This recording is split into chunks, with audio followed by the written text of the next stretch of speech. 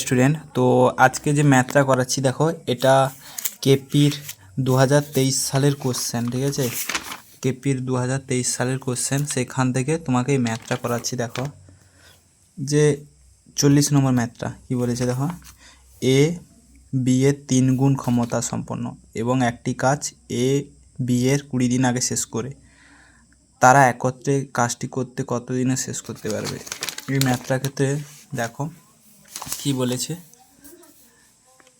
যে A B এর 3 গুণ ক্ষমতা সম্পন্ন, তাহলে আমি লিখতে পারি এ সমান 3 অফ বি লিখতে পারি।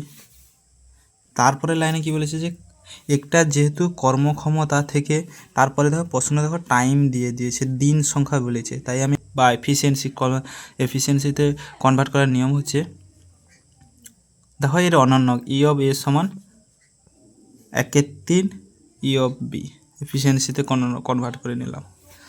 দিয়ে দেখো একে সরল করে নিলে ই অফ বি সমান 3 অফ ই অফ এ হয়ে যাবে। তারপরে বলেছে দেখো যে এ ও বি 20 দিনে কাজ শেষ করতে পারে, এ বি এর 20 দিন আগে কাজ শেষ করতে পারে। তাহলে এ যদি বলে,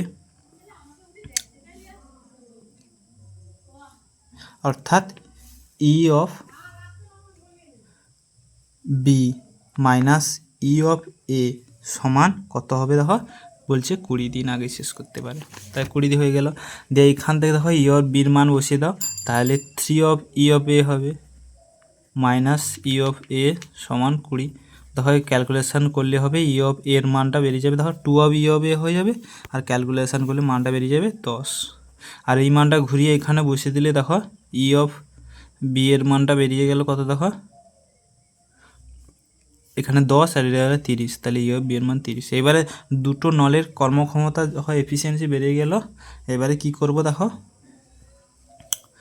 ডাইরেক্ট উত্তর, এ এর হচ্ছে কর্মক্ষমতা 10, বি এর কর্মক্ষমতা 30, তাহলে মোট ওয়ার্ক কত হবে 30।